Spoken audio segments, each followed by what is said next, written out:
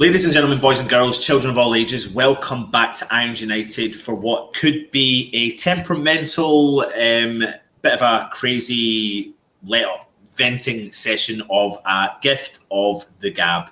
Of course, I'm Anton, and tonight I'm joined by my co-host, Stel. How are you after the not great result last night, and in particular not the greatest of setups, formations, lineups, etc. Stel?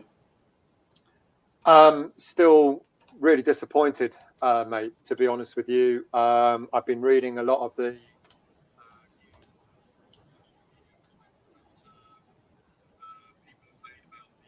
Still, we have your voice is dimmed again.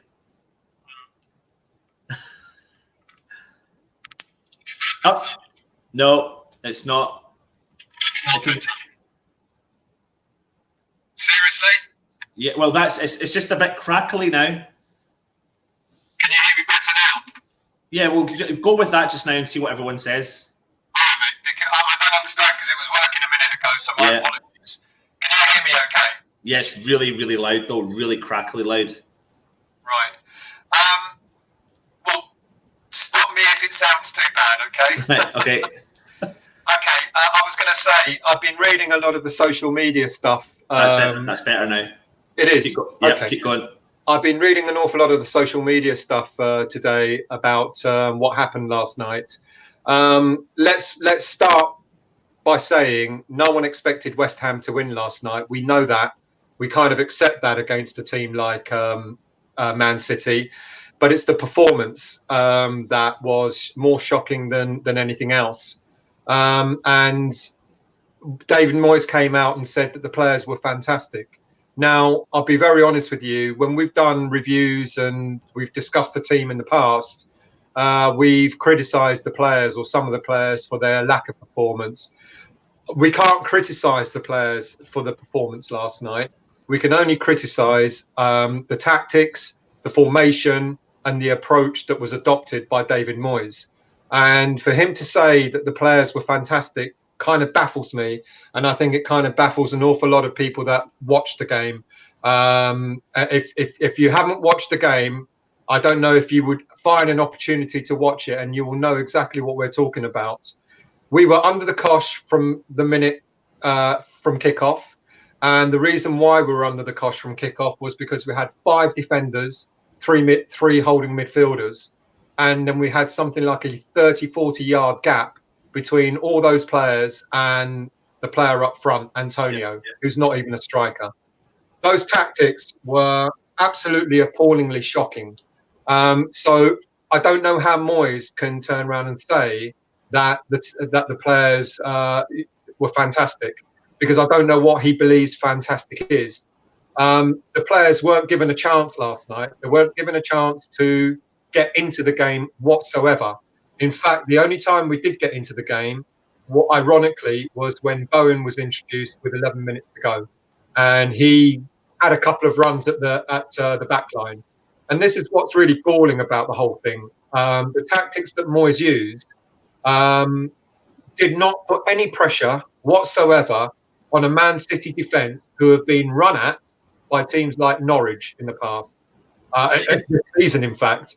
And he gave us no chance. And I think the rant that we're going to have tonight is that if this is Moyes' approach against Liverpool, against Tottenham, against Chelsea, against Arsenal, then we don't stand a fucking helling chance to stay up in this league. Because if that is the tactic that he's going to use, we're pretty much doomed, to be honest with you. And I think that's why I'm still really upset about last night. I'm not upset at the players, because the players were told what to do. They were told to sit back. They were told to defend. How the hell, even by defending, Man City, only by their mishaps, didn't score 5 or 6 goals. Last minute diving defence, like from Cresswell and other players, and only because Jesus wasn't on form, Aguero wasn't really on form. That's the only reason why we didn't lose 5 or 6-0. It had nothing to do with Moyes' tactical acumen to put so many players behind the ball. Sorry, I've started, so I don't blame you, mate. And I think that's the key factor there is the fact that maybe Moyes has come out slightly cocky about the result, which is the thing that confuses me the most. West Ham got beat and we didn't look great, didn't look like a great side yesterday at all, nothing whatsoever. He mentioned things about defensively brilliant, and it was great to see I think I physically see them say it was great to see so many clearances from our side. I mean, I think that's such a negative approach. Hang on, can you hear me? Yeah, yeah. Good. It's so negative, and that's what's really, really concerning. He's talking about tactics. He's talking about defensive clearances when we should be talking about, how great it was to see Bowen making a proper Premier League debut. We should be talking about how fantastic it was to see Declan Rice controlling midfield. We should be talking about how fantastic it was for Fabianski, some of the great saves he made. In fact, what we're talking about is how shit David Moyes set the team up last night. He set them up to lose. Instead of losing 6-0, he set them up to lose 2-0, and he thinks that is fucking great. And I think that's why we've titled the video "Has Moyes lost the plot?" ? We're asking that question to you. There's a lot of people in there already in the chat. Answer the questions that we're asking you. That would be great. Let us know your feedback on Moyes' decisions that he made. But here's something interesting for you to look at in consideration with how West Ham went to the Etihad and set up. Sheffield United and Chris Wilder still went to Manchester City when they were in form and had took 8 shots. They created 3 big chances. They completed 87 attacking third passes and sent 16 crosses into the City penalty area. What does that say, mate? And you're talking about a team that every single person wiped, ruled out at the start of the season, me included. Sheffield United are the team that we should be this season. Where they are in the league, how they're performing, and so on and so forth. Sheffield United are the team that we should be this season. And, we even I got to the point when David Moyes was finally sacked, when Freudian slip, when Pellegrini was hold on a minute. He was sacked before. Well, he was, yeah. When Pellegrini was finally sacked, even I, at that point in time, turned around and said, yeah, I'm afraid he had to go. Now I'm wondering, what would Pellegrini have done? And I know it's all hindsight, but what would Pellegrini have done in the games that in the last 7 games that we've had? Pellegrini kept saying, have faith in me, trust me, I'm going to get us out of this. And then, of course, it was one defeat too many that kind of killed him off. And I'm just now sitting here wondering, would he, with all the attack-minded players that Pellegrini had at his disposal, would he have put 3 of them on the bench? Anderson, Haller, Bowen. Would he have put all 3 on the bench? I don't think he would have done. Oh, I don't. Do you know what funny? It's funny still. I mean, I was driving in the car today back from work, and I knew we were doing the show. And I don't know if you do this sometimes. You start to talk about your rant, and you start to actually say it out loud. You kind of wish you recorded yourself saying it, and you think to yourself, the biggest problem we've got, and we've always had, and we always talk about it, is inconsistency in team selection. Blah blah blah blah. But I don't know how many more times we're going to see a West Ham side that have all these players and don't play to their strength. I feel like it's a constant repeat. It's repeat. But it's Moyes. It's not just Moyes though. It's Pellegrini. They've all been doing it. But you could argue in a way that Pellegrini at least tried to use the attack-minded players. Maybe not in the right way, but at least he tried. We didn't have a striker on the pitch last night. We didn't have a striker. Well, we had Antonio and Snodgrass up top together. I mean, I know, but that's my point. That's it. Yeah, exactly. There's not a recognised striker on the field last night. As soon as that team was announced, you knew it was backs against the wall time. That's all it was going to be. Well, it was all it was going to be. You knew West Ham were going to get beat. Well, you did. And how Moyes honestly thinks that by playing 5 defenders, 3 holding midfielders, and then Antonio and Snodgrass up top was going to fight. What was he doing? Was he looking for a 0-0? Because we were never going to score. We were never going to score in a million days, in anytime. Which is the point of this video talking about Moyes, because there's a lot of comments about his dinosaur management styles, and you've got to look at the setup last night, and you look at your opposition and you think to yourself, what are we going to do? What is their strengths? What is Manchester City's strengths? What is Manchester City's weaknesses? Manchester City's strengths is the fact that they want to attack. They have the world-class players available. Stella, I think we've lost you again with your volume. No, just don't. Just leave it like that. Just keep the earphones out, and I think it will kick in eventually. They've got world-class players who are designed to attack, who are designed to penetrate, who are designed to do exactly what they did last night. You're talking about Kevin De Bruyne, quite possibly one of the, if not one of the best players in the world. Penetration is his job. That's what he does. If he's in a construction site, he's a demolition man because he knocks down walls. He is not single bit interested. In actual fact, he would have seen that lineup last night and went like that. Here we go. This is exactly what I'm looking for. Silva would have looked at that lineup and went, here we go. This is what I'm looking for. Moyes conceded that game with his lineup last night. He admitted, by putting the lineup that he did, he admitted that we were going to lose. Yeah. You know, what he said was, I can't remember the exact words, but basically he was looking for damage limitation. I think he was actually satisfied that we only lost 2-0. Yeah. I really do. I think he was actually satisfied. I've been looking up, I mean, this is how fucking sad I am. I've been looking up comments about David Moyes on social media from the past. The Guardian, back when he was on the 30th of April 2017, David Moyes' old school ways helped to drag ailing Sunderland over the edge. Within hours of becoming Sunderland manager last July, David Moyes boarded a privately chartered plane. He and the team were bound for a French training camp, but an ominous grinding noise from the engines and slightly tense looks exchanged amongst the cabin crew soon confirmed that we were making a detour. Well, I wish that detour didn't happen, because he may not have been West Ham manager now. You know, it's like David Moyes has been criticised for his tactics way before he joined us. He was criticised for his tactics at Real Sociedad, where he took a team to the brink of relegation. He took Sunderland down. He was brought in to actually try and save them, and he didn't do so. And it's funny, just on that point still, he talks a lot about not being backed when he was at Sunderland. But two of his biggest signings were £20 million each, I believe, who are Sunderland are still struggling to potentially pay for. It looks like every player that Moyes has signed has now left the club through time. But Sunderland are still paying the price tag for what he paid. So he signed two players for £40 million, but he does make a lot of the excuses by saying he wasn't backed financially when he was at Sunderland. Well, I mean, I don't know. You could argue maybe that's not necessarily true, because it was him that spent the money.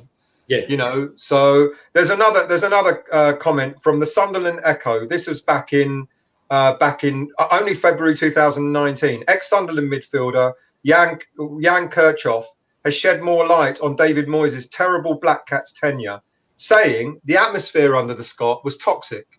You know, there was times apparently when Moyes was completely isolated from the rest of the team because of his tactical decision making, and that the team couldn't understand some of the tactics that he was adopting.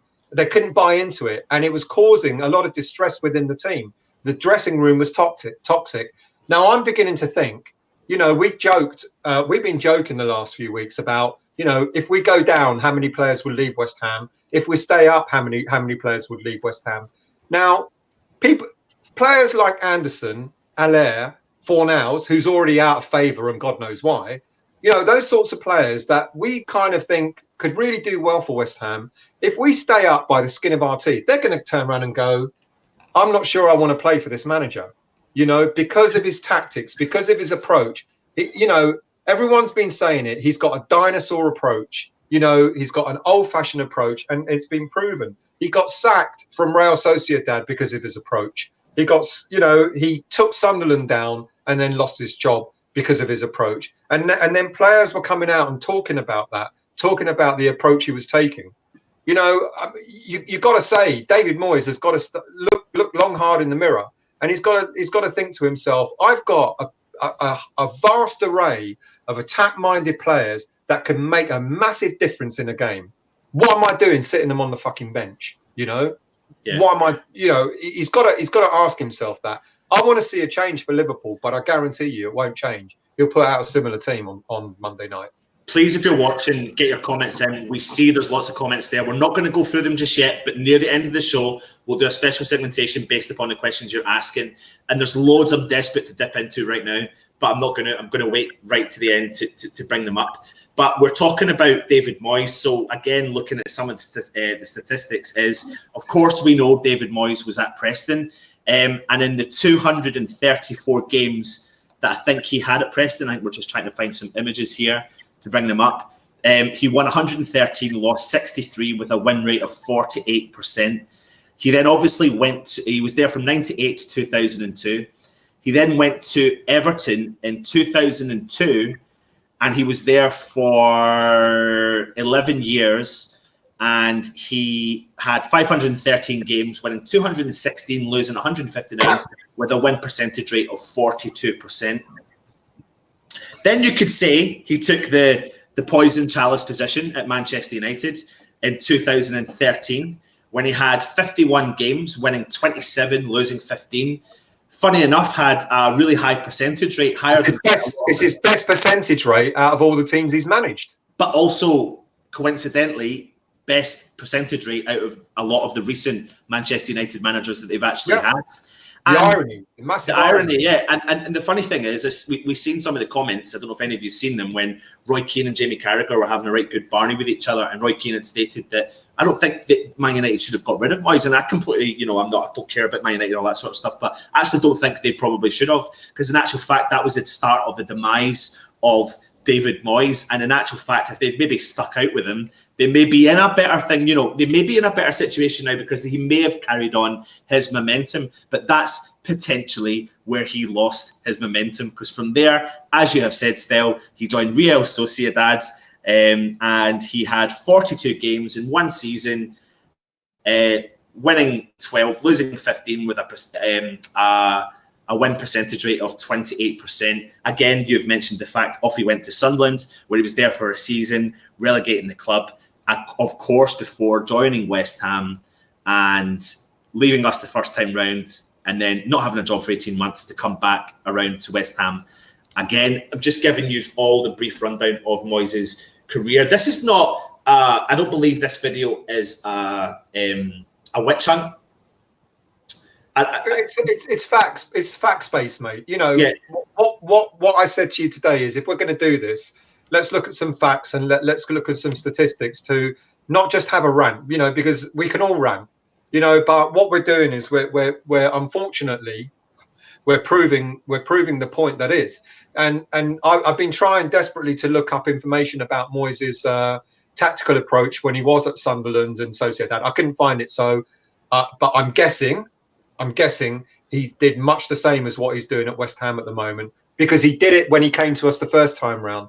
Playing five, he favours the five at the back, he favours the holding midfielders, and he favours the long ball. In fact, what the thing I said about one of the players saying it was a toxic atmosphere, they were talking about how all he did was he was just booting the ball straight up to who's the young guy that he bought from Man United, and Anajai, or whatever his name was. He plonked him up at the front, 21-year-old player, and all they were doing was just pumping it up to the player up front.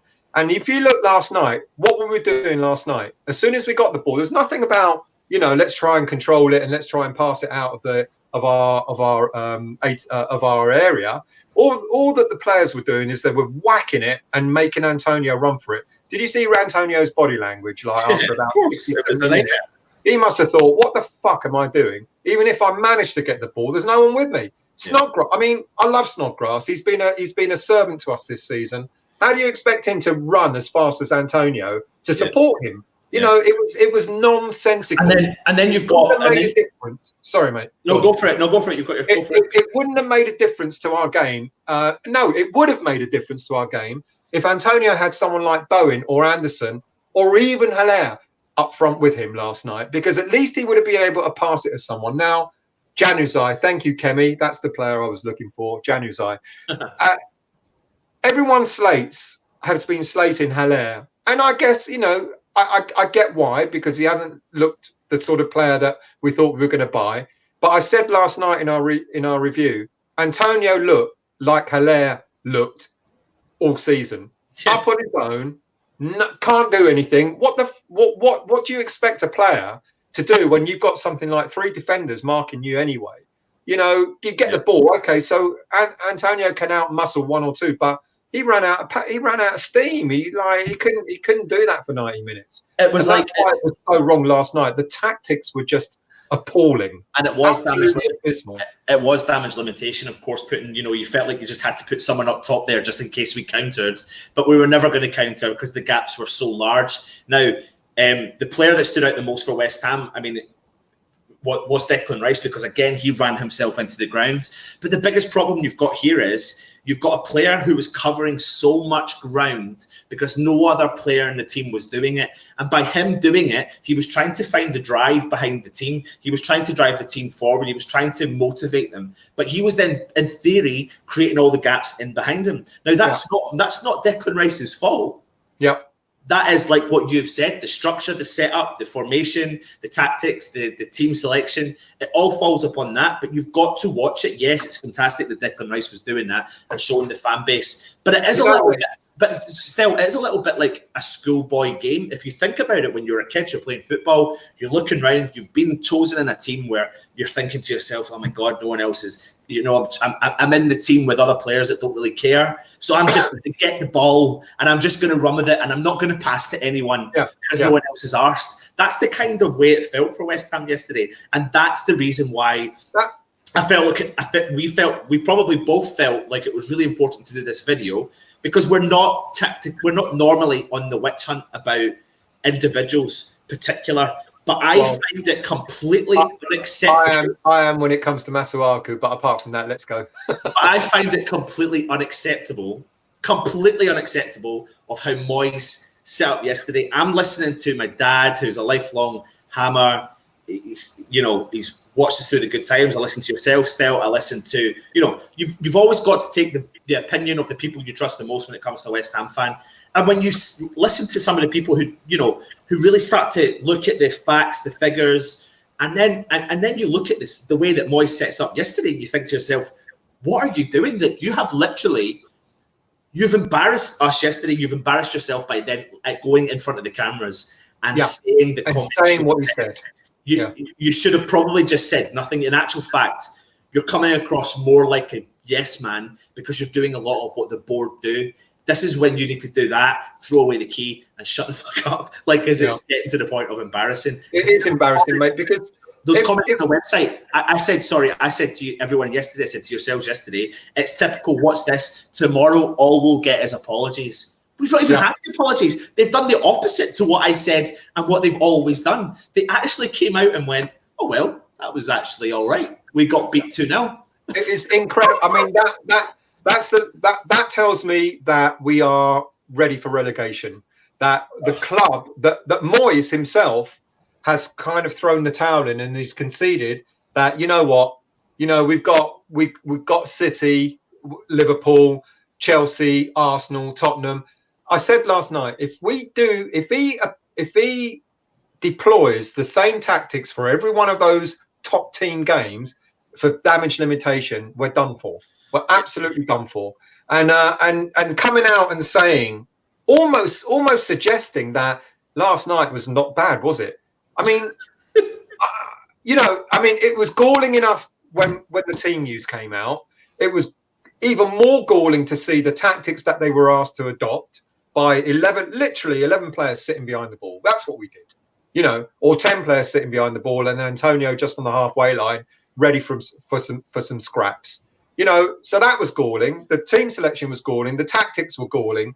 And then for Moyes to suggest that, the players did really well and almost, as you said, really unapologetic. Really, the approach of it. Well, it was Man City after all. Yeah. Fuck it, mate. Fuck it. Yeah. I don't give a shit. Position. I don't give a shit whether we play Man City or fucking Macclesfield. We should be adopting the same approach. We should be going out there and saying, what can we do to hurt them? He's not in a position, though. He's not in a position. He shouldn't abuse that power to kind of, in a more or less way, say that, you know, respect Man City for what they do. Absolutely not what I want at my club. I don't want an attitude from the manager, the man that the players look up to, supposedly, and go, how do we set up for this game? We park that bus. We don't have the ability to park that bus. We are not capable of parking a bus. See if we are capable of parking a bus. But see if we were capable of doing it, it may be a little bit of a different ballgame. See if at least, you know, the thing he picked up on the most was, it was great to see so many clearances. I mean, I've never heard such a stupid comment in my life. And then you jump onto social media, and again, I take it all with a pinch of salt. And I'm seeing people, well, at least it's 2-0, you know, at least it's 2-0. I can't stress enough to you, and I'm not even remotely joking about what I'm about to say. I would rather have had an embarrassing result, but try. And tried. And try. I agree with you. I totally and utterly agree with you. And had a little bit of excitement, or had a little bit of ticky-tacky football, or see the connection between Bowen, Haller, Antonio, Snoddy. You know, this is last night and Monday night are free hits for us, which is why I was really, really hoping that Moyes was going to kind of experiment. I was honestly hoping, you know, all he had to do was play two different players to make a massive difference. Yep. Snodgrass and Noble shouldn't have started, and he should have put Anderson or Fornals, or dare I even say it, Lanzini on instead of one of them, and Bowen up front as well. That's all he had to do. He could have kept the same tactics, but we would have had a completely different outlet. You know, that's all he had to do. He could have said to the players, keep it tight. I'm playing 5 at the back. You know, I'm going to play 2 holding midfielders. One is going to break, because Souček played just in advance of Noble and Rice. He could have had Anderson there. You know, he could have had Lanzini there. He could have had Fornals there. And then up front with Antonio, he could have stuck Bowen on. You know, and all of a sudden, you've got a completely different dynamic to the game. Now, you know, I'm no expert, but if I can bloody well see that, and everybody else who, you know, can see that, how is this manager, who is meant to be a master, well, I'm not going to call him a master tactician, but how is this manager who's been in management for so many bloody years, you know, and he's had such fantastic players at his disposal, and he does have fantastic players at his disposal at West Ham. How did he not see that? You know, he could have kept the formation as it was. He could have kept the tactics as they were. But as soon as we got the ball, we would have had an outlet. We would have had an outlet rather than it being just Antonio on his own. It's shocking. I'm actually getting more angry now than I was last night, because it's such an obvious thing for him to have done. And it would have, you know, the thing with Man City is they're absolutely superb going forward. They're pretty dog shit in defence, you know, and that's the thing. But we wouldn't know that, because we didn't even have a shot on target. No, you know, we didn't even test them, and he's going to do this on Monday, mate. And honestly, he's going to do this on Monday, and Liverpool must be salivating, because Man City only put 2 past us purely because their strikers weren't on form. City are going to fucking shit all over us on Monday night, and that's what I'm really scared of. You know, same formation, and they're going to dump on us, mate. And it will be embarrassing on Monday. He needs to make changes. He really, really needs to make changes for Monday night's game. Again, another thing that concerns me is you know, building a what's the word? Just my mind's just gone blank because I think I was just so angry. Building some form of consistency, building motivation, you know, momentum, building momentum. How key is that? We talk about players like Bowen, Haller, Anderson. I mean, I'm thinking about this today, and I'm thinking we line up against Liverpool and the way we have done, and there's a strong possibility still. I mean, let's be realistic, right? We will do a preview for the Liverpool game. Is he going to make 2 or 3 drastic changes to that side? No, he's not. That we need. No, he's not. So he's going to make an enforced change, because he has to replace Fredericks. So that's an enforced change. I do see the following change. I do see a second striker being put on. Mate, you're deluded. I know I'm deluded. You're almost doing a Moyes on me. I know I'm deluded, mate, and it does get to the point where I feel like every single week I say something and then I start to slip back into the positive West Ham fan. But I'm trying to, like, I see one change happening, but the one change is still not enough for me. The one change is still not enough for me because the two changes I would have made, the two changes I would love to see him make for Monday night. And it's not because I'm knocking the players. It's not because they did anything wrong. It's just because, you know, they're too slow at the moment. I would not start Snodgrass and I would not start Noble. I think it's enough to have, you know, he's going to make an enforced change. I really hope with Zabaleta, he might bring Ngakia back actually for Monday night, possibly. But still, do you know what? It's funny how we're talking about this though, because but first and foremost, why was he not included in the squad after the Liverpool game? This is the mismanagement. This is we're not managing West Ham squads well. Our managers are not managing the West Ham squads well. What a way to make a young player feel like crap. Yeah, and then you don't pick him again. You know, we live in a modern world, right, where there's all this big anxiety on social media. People are panicking, blah, blah, blah, blah, blah. You do that at the workplace. You do that anywhere, and you're going to make someone feel like crap. You bring Ngakia in, who was borderline our joint best player in that game, who actually looked like he gave us a little bit of something down that right-hand side, and he's completely out of the squad the next game. You look at Fornals. I mean, do you know what? I wasn't his biggest fan when he first started, but this is the thing that confuses me the most. Our most informed player. In 8 games, from sight. Yeah, in 8 games, he got 4 assists and 2 goals. Moyes steps in and he is dropped.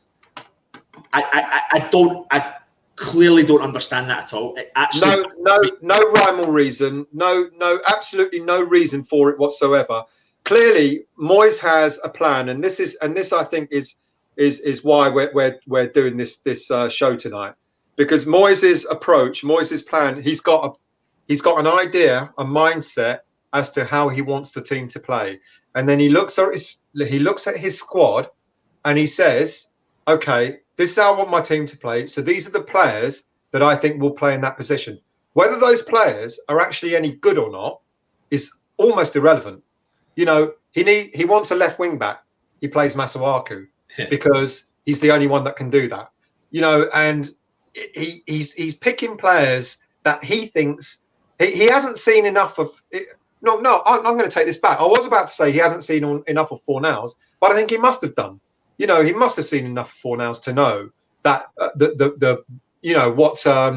what he was doing just before he arrived. And I think he's looking at the team and he's going, this is the formation. Fornals doesn't fit into that. I don't care if he's on form. He doesn't fit into it, so I'm not going to play him. You know, and I think that's what he's doing. You know, he's picking players to fit his system. He's cramming them in. He's going, I want that. I want this. I want that.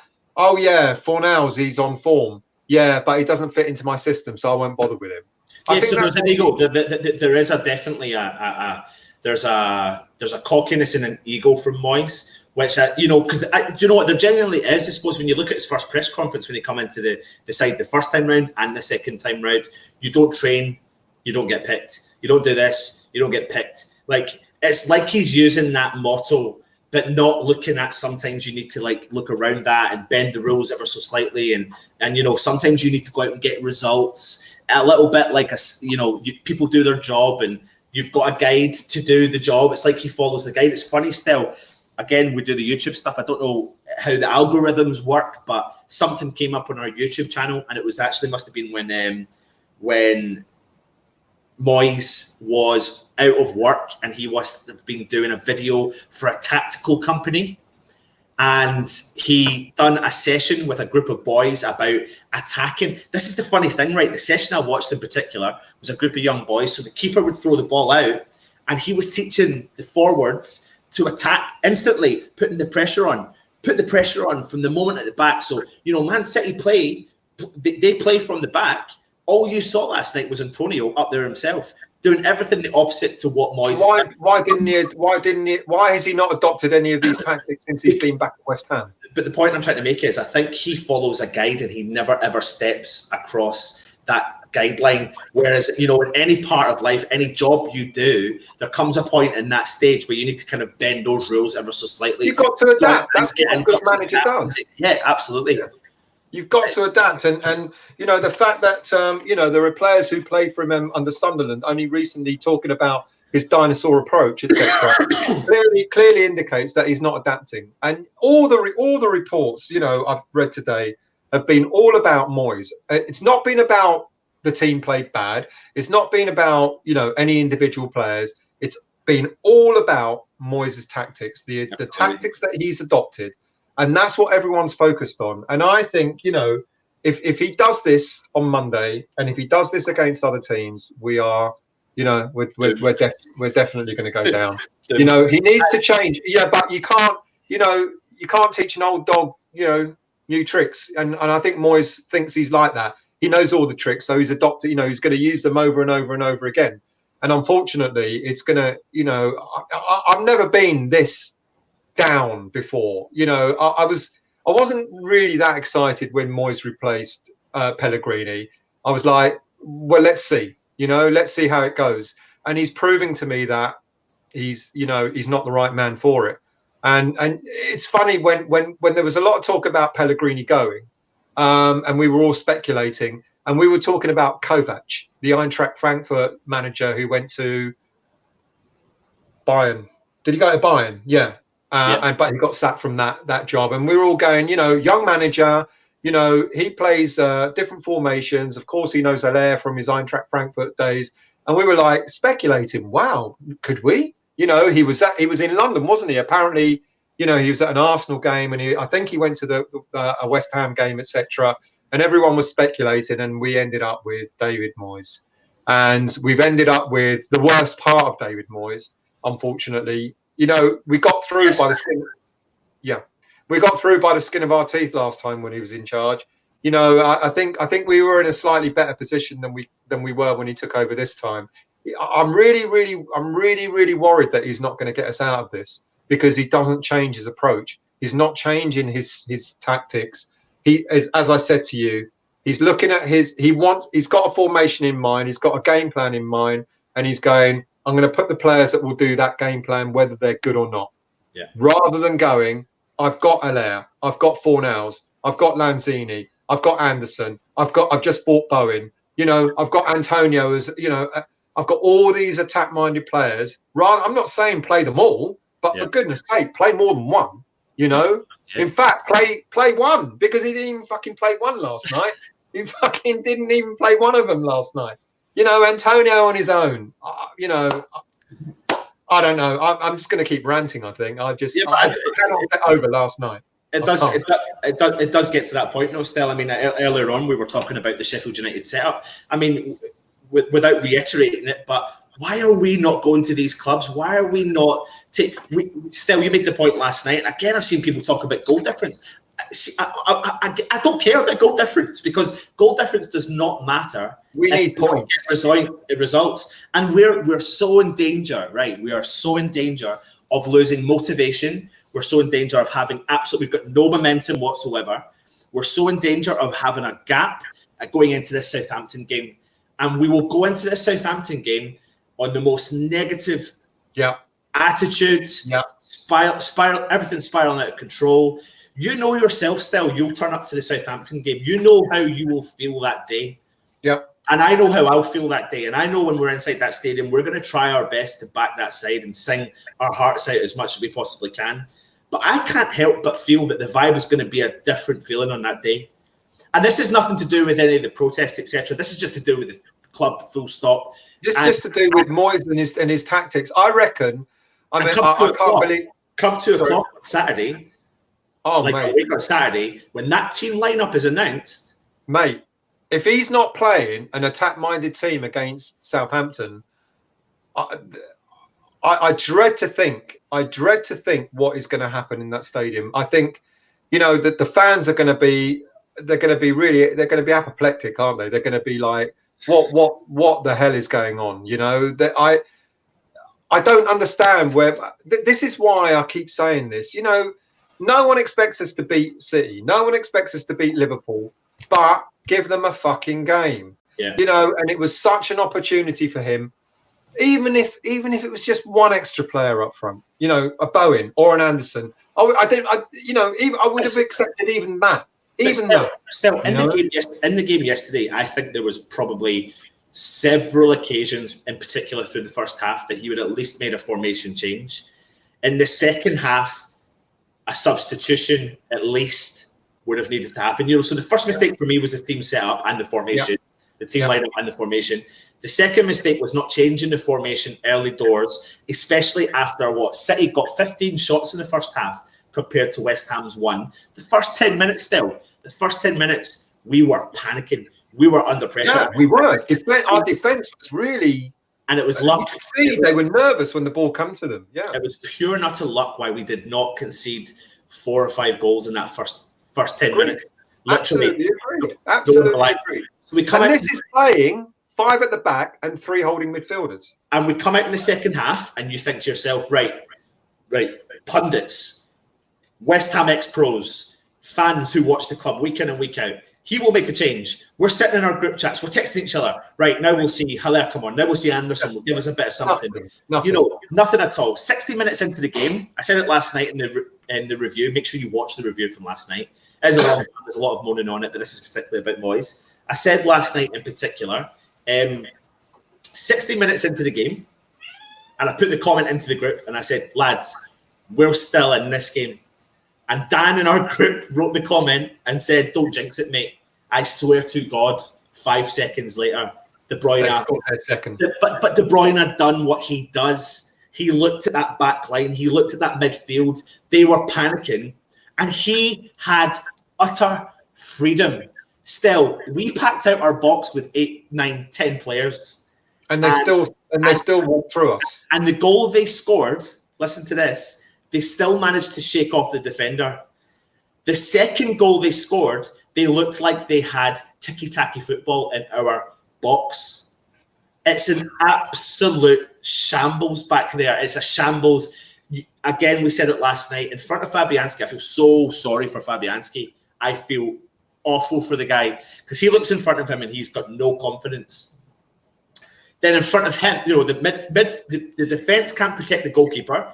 The midfield can't protect the defence.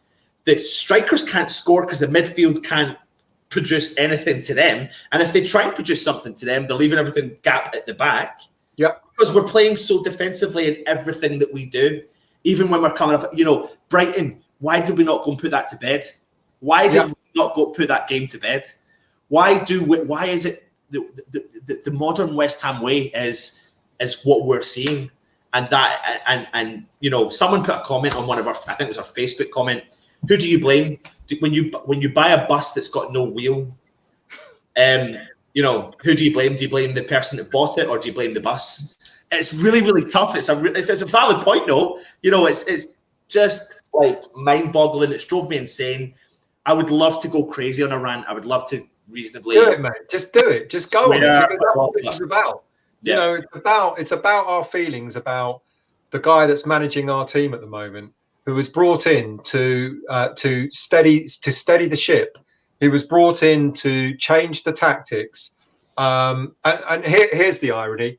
You know, we were moaning about when under Pellegrini, why is he playing one up front? Why is he playing one up front? All these attacking midfielders and then only one up front. And Moyes has gone one worse. He's not even playing a striker. You know, and you know, we were kind of hoping that Moyes would, you know, and the 4-0 win against Bournemouth, it was like, oh wow, hang on a minute, you know, but that energy didn't last, did it? Because what he's done is, and what I've been reading, you know, from ex-Sunderland players, etc., that were under Moyes when he was there, he drained the life out of the squad. The squad were not happy. You know, they clearly weren't buying into his approach, his tactics. You know, they felt sort of like bereft of like having a voice. They didn't know, you know, what, you know, you go in, if I went into work every day and my boss said to me, Stel, I'll tell you what, why don't you do this? And I'm thinking, yeah, but it's going to be really bad for me. It's going to be bad for the team. It's going to be bad for the organisation I work for. Yeah, but you just carry on doing it, and I'm sure it'll come good at some point in time. After you do it 3, 4, 5, 6 times, and you start see things getting worse and worse. At least I've got a voice, and I can turn around and say, this ain't right. We need to change. We need to. What are the players doing? Do the players have that sort of say with Moyes? Or does he go in and say, we're doing more of the same, lads. Don't worry. It'll be all right. Just trust me. Because the players, it's gonna take away all their whatever enthusiasm they've got left, whatever positivity they've got left. If they keep being told by Moyes, don't worry, we'll do more of the same, they're going to go into that Liverpool game on Monday night. And they're going to be, they were shitting their pants up last night, as you said. The first 10 minutes, so many defensive errors. They were really, they were scrambling. They couldn't get rid of the ball quick enough. And if that's the experience they've had, 5 defenders, 3 holding midfielders, and we still got beat 2-0, what are they going to feel like on Monday night when they're going against Liverpool? Mate, he's got to change it, but I don't think he will. He's got to change it. I want to see. He had to change it yesterday. He had to, and he didn't do so. No. He didn't do so. No. He had to change it yesterday. And the spark of life that we had was when Bowen came on. You started running at their defence, and you're thinking, what if? What if he came on at half time? What if he actually started the game like we were all advocating? Why doesn't he start the boy? £22 million, scoring for fun. Mark Noble and Moyes saying in training, he looks fit, he looks sharp, he looks great. I'm really pleased with what I've seen. Noble saying, oh, he shuts it's great to see a player in training, shutting players down, going after it, really wanting it. What happens? You put him on with 11 fucking minutes to go, and then you go to him. What are you going to say? I joked, didn't I, in our chat? I joked that when he came on, I can imagine Moyes saying to him, all right, Bowen, you're going on, son. Look what Snodgrass was doing. Don't get past the halfway line, just like him. Be careful. It's only 2-0. It's the sort of thing that you just imagine him to say. Keep it the same. Don't fucking go. He must have been, apoplectic at the fact that Bowen was running after the ball in their half. He must be going, what are you doing? Get back. It's like that, isn't it? It's what you think. Hold on a minute. Don't forget, the effort from the players was fantastic. I'm sorry, worst ever thing you could have ever done. It was fat. They were so under the cosh for 90 minutes. I was watching that game, and I actually felt sorry for the team. I felt sorry for them, because every time we got the ball, every time Declan Rice got the ball, trying to run out with it, there was nothing. There was absolutely nothing. And I just felt I was cringing. It was like, and I was watching it on NBC channel, and Andy Townsend was co-commentator. And even he said, if West Ham adopt this approach for every other game against top teams, I can't see them getting out of the relegation battle. Everyone's saying the same thing. So what is it that Moyes can't see that we're all seeing? What is it? Or let me turn that round. What is it that Moyes is seeing in his tactics that we're not seeing? Because I'll tell you something, mate. It's bad it's times, crunch mate. time. It's I'm resigned to the fact that we're going down. Yeah, I really am. After yesterday, again, the reason for me doing this video, and I really wanted to be part of this video, was the fact that yesterday was unacceptable throughout. And week in and week out, there's unacceptable thing that happens, but you don't expect it to come from the management. You don't expect it to come from the manager in particular, and especially at the fact, someone came into my work today and said to me, literally, this was the reaction to me. They went, "Oof," and I went, "Mate," I said, and I went up and I done a scenario. I pretended I was Moyes and I pretended he was Guardiola, and I went, "By the way, Guardiola, do me a favor, mate. I'll let you win this game. Just take it easy, right? We'll step back. We'll let you treat it like a preseason game, because that's exactly what it looked like. We'll let you get as many passes. We'll give all your players loads of confidence, and we'll just let my players sit there, take a beating, and absorb it. And absorb this crap. But just do me one favor, though, Guardiola. Don't score more than 2. More than 2 goals, because I'm really concerned about a goal difference. And what I'm thinking about doing is possibly throwing in a till for the Liverpool game, and then I'll unleash all of these players for the Southampton game because they're too little, too late. Because they're going to be full of confidence, because that's the West Ham way. Right. So let's say that's the scenario, which is going to be. He's going to do the same at Liverpool, and then he unleashes all these players, and we lose against Southampton. What then? We got Arsenal. We got Chelsea coming up. Wolves coming up. We got Tottenham coming up. No. You know what then? You know, because if he's hoping that I mean, I don't know how many times I've said it. I'm really sorry, but if he's hoping that you know, he's going to play this tactical defensive lineup, 5 at the back against all these top teams, and then unleash our attack-minded players against the likes of Southampton, etc. You know, he needs. You said it earlier, mate, and you've been saying it all season. A consistent team, the same lineup. You can't help injuries. You've got to replace injuries, of course. But when you've got a team, you know, when you're playing the same players in a formation that suits them rather than the formation that suits the manager, you know, all of a sudden you'll see a very different team. You'll see them becoming more positive. You'll see them sort of wanting the game. They didn't want to be in that game last night, most of those players. They couldn't wait for that fucking final whistle to blow. You know, they must have been thinking, I can't put up with 90 minutes of this fucking battering that we're getting. And it was a battering. Yeah. You know, Jesus and Aguero both, I don't know what happened, you know, last minute tackles, etc. Those were 3 goals in the making any other day.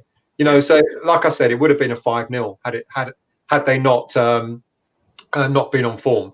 You know, and if I was one of those players last night, taking that battering, like you said, mate, my energy is gone. It's eroded, you know, and we've got Liverpool next, and we're going to fucking face the same shit again next. You know, it's like, well done, lads. You've taken a fucking battering for 90 minutes. Guess what? You're going to do the same again on Monday night, aren't you? And it's just fucking ridiculous. But will he make a change? No. I don't think he will. He's got the enforced one, whoever it might be, Zabaleta and Ngakia, whoever. He might just make one other change. Might. Yeah. But I would not be surprised if he doesn't. Not be surprised. Next level football still. Listen, while you're all watching, what we're about to do is we're going to start going through the comments. We'll try and do them quite reasonably quick if we can, answer any of the questions that are there. There's a load of yous watching right now. Listen, we want to say massive thanks for you for obviously tuning into our shows, for tuning into our channel, for subscribing to the channel. We massively appreciate it, and take it from us when we say what we're about to say. We are extremely passionate West Ham fans. Irons United comes last when it comes to West Ham. West Ham is our priority. We are fans. All we're trying to do is give you a voice and an opinion. We're keen to get more people on. That's cool. If you don't want to, that's cool. If you're happy watching us moan, rant. Unfortunately, most of the shows are about us doing that these days. I'm sorry, I've sworn more tonight than I should have done. Please, though, give us your feedback on what you've been enjoying the most in particular about our shows, about all the stuff, all the content we're coming out. We're trying our best to get bigger and better. We're trying our best. You know, this stuff costs money, time, effort, and we do put a lot of time and effort in. We've got work jobs. And that's right, I'm swearing because I still hadn't had my dinner. I've been playing football tonight, and I tell you, I wasn't fucking defending for 90 fucking minutes tonight. I'll tell you that. So, like I said, there's quite a lot of yous in there. If you haven't subscribed, please make sure you head over to the channel. Make sure you hit that little subscribe button. If you're not used to doing it, because I know we put a lot of posts out on Facebook and you maybe haven't logged in, you need to log into YouTube and then hit that subscribe button. On top of that, you need to go and hit the little bell, which is a notification to let you know when a video comes up. So you don't need to go in searching for our videos all the time. So when a video comes up, it'll ping a message to you to let you know. On top of that, comment, hit the thumbs up. Let's get right into these comments still. I don't know if anyone knows this, but Anton's job is a double glazing salesman. That's why he keeps getting on about. That's why he does all the marketing. Yeah, get your comments in, get your subscriptions in. He sells double glazing for a living up in Scotland. Yeah, there you go. If only. I need some double glazing actually. Jason, Anton really Moyes. Yes, mate. Yes, I am. I'm no. Do you know what? it'd be like Halloween if I was. Are you starting from the top, mate? Are you going working yourself? I can't get further up, to be honest, for some reason. So or as far as you can, yeah. I can only go up to I can only go up to that point. So let's just see what we've got here. D. Lee, Klopp resting his seniors and putting out his under-20. All right then, D. Lee will only lose 3-0 instead of 5. Well, I don't know, mate. We'll probably lose about 6 or 7, to be honest. I mean, what confidence boost? Do you know what, though, still? Here's the funny thing. It wouldn't bloody surprise me if he did drop half his players, because he's looking at West Ham and thinking, that's not a threat. Exactly, mate. Exactly. Oh, my God. Let's have a look here. Joan, he never puts a second striker on. Absolutely baffles me, Joan. Yeah. Well, last night he didn't put a striker on at all, Joan. Yeah. Let alone a second striker. Can you name the games we played 2 up front this season? There was one game we played up front with the 2 boys, Hilaire and Antonio, and they looked really good. What was that game? Yeah. I think it was Bournemouth, but I might be wrong. Yeah, it was. No, it was. It was Moyes' first game in charge. It was Moyes' first game in charge. It was. Yeah. And then, so he won it, and he thought, great result. And then he decided not to do it. Oh, fucking hell. Brilliant. Absolutely. Master tactician. Yeah. Absolutely brilliant. He must have thought, fuck it, hang on a minute, I've won a game playing 2 up front. Can't have that. Can't have that. The effort from these players was fantastic. Honestly. Let's see. Joan's saying here, she agrees with you, don't play Noble, Zaza, Snoddy. Alf is saying we're not playing our best and informed players. Exactly, which is why Fornals wasn't even on the bench last night. I mean, that's shocking, really shocking. Yeah, and so Pella would have relegated as well. Do you know what? Probably would have. Yeah. Probably would have. Probably. But there's no change. You never know now. You know, do you know what? You look at the West Ham side. You look at when you make a change. You look for something a little bit different. You've got to look for a spark, something that's there, and there's nothing there so far since he's come in. So, yeah, Gary Page should just play the kids. I think I'd be a lot more happier. The thing is, Gary, we've got really good first-team players. They just need to be played, mate. You know, we've actually got really good first-team players. They just need to be. Moyes got to stop with his 5 at the back palaver, because I can't stand seeing Masuaku on the team sheet. Yeah, you know. But there you go. Stephen, informed players. There you go. Just said it, Stephen. Yeah, absolutely. Yeah. Absolutely. Let's see what don't know who's man in the chat. Moyes. Yeah, totally agree there. Off the Lanzini. But you know what? I just want to briefly stick up for Lanzini to a certain extent, not for the current form, because I think he needs to be rested. But I ain't jumping on the bandwagon of selling Lanzini. I think that's slightly unfair. What slightly annoys me about our fan base in particular is we're extremely forgetful very quickly. And there are players there that players will always dip in form. And it's not Lanzini's fault that he is consistently getting chosen. You know, he's a professional and that's his job. And it's Moyes' job to choose the player based on his form. And yes, Lanzini wasn't playing well. And yes, Lanzini should have been dropped. And yes, he should have been picking up, but he wasn't doing it. So rest the guy. I don't think it's time to sell Lanzini, because I tell you what, still, a couple of years ago, mate, every single fan was singing his praises. I know, I agree. But I've got, you know, I'm kind of worried about. I know Lanzini's had a couple of injuries, but I'm kind of worried about Lanzini's approach since he's been back from injury. He kind of looks like, you know, it's a weird one, because it looks like he knows he's going to get picked. I know he's been dropped the last 2 games, interestingly, but up until then, it looked like I think he didn't have anything to prove. He knew he knows he's a Moyes favourite, so he kind of didn't try. But I think not trying has now landed him on the subs bench. And I think I just wonder, there's quite a few players at West Ham that I'm thinking are beginning to sort of, you know, have a mindset elsewhere. There was talk about Juventus being interested in Lanzini before he was injured. And a lot of those South American players love playing in Spain and Italy. And I think Lanzini might actually want to go, even if we stay up. I think he might be a player that he might want to go at the end of the season. Absolutely. Leanne, still, if someone plays well, they'll drop the next game. Exactly, mate. Exactly. Yeah. Cotty in, I tell you what, mate, I actually think Tony Cotty would be quality, because he's outspoken. I quite like the fact he's outspoken. But I tell you something right now, first and foremost, he would not come to the club in its current state under the current ownership. I'm pretty adamant he wouldn't come anywhere near it. And he's been quite outspoken about the board, so yeah. And we get Brooke in. We need Hurst back. We need Hurst back. You know, Dad's he's just living in the past. Does Moyes get scared now? I really don't think he does. He's stubborn. He's stubborn, and he said he won't be scared. A lot of people talking about bringing a lot of the older players back to do a better job than the current ones. I can't see Nolan sitting quietly for long if he does not agree with the Moyes tactics. Well, then he needs to speak up, and he needs to speak up soon. Yeah. Because, I mean, it was interesting that Noble came out and said, you know, you shouldn't expect me to play all the time. So maybe he needs to turn around to the manager and say, you know, do something different. We need something different. We need a spark. Yeah. You know, he's an narcissistic defensive manager who loves Fellaini, dinosaur approach, but he watches the Flintstones. Yeah. There you go. Absolutely, mate. I think that's it's a really good comment, to be honest, because it is really This will add a couple of 1K more supporters to the protest. Yeah, interesting, Gary. Yeah, you know, it's going to be. You know what's really worrying, Gary, is if we get absolutely trounced at Liverpool on Monday nights, there's already the protest being planned there, the black protest, and then the protest at the stadium at Southampton. If Moyes picks a shit team to play Southampton and he doesn't go for it, the atmosphere is going to be even more toxic, let alone having the demonstrations on top of that. Yeah. Allied Irons. I don't think I like that name. Are you a group? Seen a manager give up before a ball's even been kicked. I witnessed this last night. Absolutely. Yeah, absolutely. That's what's prompted this video, to be honest.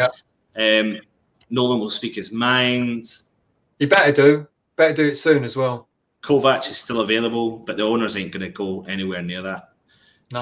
My dad's saying to up front, we have to have that to even threaten the big Virgil at the back. Of course we do, because if not, he's just going to.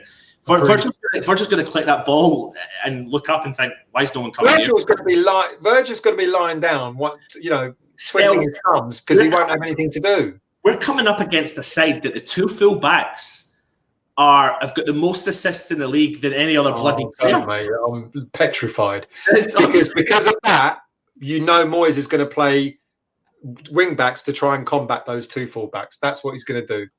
Teddy Sheringham, good shout. Our evil twin is back. Evening. Who is Irons United anyway? I have no idea. James agree we need to play 4-4-2. 4-4-2. Yeah. Can't we get Kovac in as a should have got him in. Should have got him in when we were getting rid of Pellegrini. To be honest with you, For me, there's any chance of avoiding relegation. Then it's all or nothing. Bassing Liverpool. Yeah. If he doesn't change his tactics, then he has to go. Well, when though? You know, there's some ironic talk going on at the moment. I don't know if you've noticed. People are calling for BFS to come back. Yeah, I've seen that. You know, and it's like, and you know our watcher Richard Walton, he kept saying, wait and see, 6 games to go. 6 games to go, and you're going to see Fat Sam come back, and you know what? There are fans now calling for it. I mean, how fucking desperate are we? But there you go. Nearly 100 fans watching. Please give it a thumbs up. Great chat. Thank you, Joe. Appreciate that. Yeah. James, Dad, John, Liverpool will have a goal fest if we don't. I'm skipping through a couple of comments here, just trying to get close to the bottom if I can. It's actually too much to go through. We could be here all night. I mean, I've skipped through absolutely loads here. Moyes probably shouted at Declan Rice for running forward and causing a threat. I am not joking. Vinny, 100% disagree. 100% did. And do you know what? Plaudits to Declan Rice. I know he left gaps behind him from doing it, but he's the only one that showed something for me last night. And if the 9 other outfield players did half of what he did, it'd have been a different game. Well, maybe it wouldn't have been. We just needed players to be up there. He will play Anderson, Lanzini, and Hilaire against Southampton. I don't mind if he does, but I think we're going to at Southampton. We're going to see Bowen start. You know, he'll give him his debut. He'll give him his full debut there. I think if he doesn't do it against Liverpool, but I reckon Bowen will start at the Southampton game. Yeah, absolutely. Let's see here. Agreed with that comment just before. Hope Moyes studied that. Yeah, but this is the thing. He should have been studying Norwich that went after Man City, and he should have been studying other teams. All the other teams down there are going for it. They're trying, you know, they're trying. They may not be successful, but they're having a go. And we've got the players to actually have a go, and we're not even using the bloody players, so we can't even have a go. That's what's so frustrating. Yep. Like I said, you know, it's hard to not sound like we are on a witch hunt, but unfortunately, some of the decisions that were made last night is kind of warranted with this rant. Absolutely baffled me. Augie, Criswell, Masuaku, all left-footed. We are lopsided at the back. The imbalance through the whole squad is wrong. This is backed up by Moyes and 100%, mate. 100 gazillion percent. Gary Page, we've been flirting with relegation for too many seasons. Time does run out in the end. Absolutely true, Gary. If you're a fan of like facts and stats, etc. Nigel had mentioned something about it before, but we're in a new decade and we are due a relegation. Our whole history proves that we are due a relegation. Every 10 years we get relegated, or every decade we get relegated. Every decade we get a relegation in there anyway. So let's get it out of the way, eh? And then languish in the Championship for 4 seasons. Yeah, absolutely. Yeah. Still, shall we call it quits there? I mean, there's been there are loads of comments, mate. Yeah, but yeah, we swore we were going to do no more than 40 minutes. We've been ranting literally for an hour. Yeah, and so unless there's something really juicy that you want to pick out. Just trying to, Alf, I'm surprised that fans are still travelling to watch this rubbish. My blood pressure would be sky high every game. I'm fuming about them, and I've been a fan for 55 years. Absolutely. Yeah, no, that's me come to the bottom. So let's. Sam said we're going down if he says he can't put a house. It's just absolutely, absolutely embarrassing. Listen, thanks for tuning in tonight. We apologise for our rants, but see, to be honest, I don't feel a lot better actually. I don't. I feel more angry. Yeah, I feel really angry. When the video stops, make sure you do leave your comments in. Make sure you do hit the thumbs up. Make sure you are subscribed to the channel. Hi, Neil. Thanks for tuning in. Anyway, let's just call it from there, Stel, and we'll come back to you this week with some more videos. He, of course, has been Stel. I've been Anton. We've been Ange United.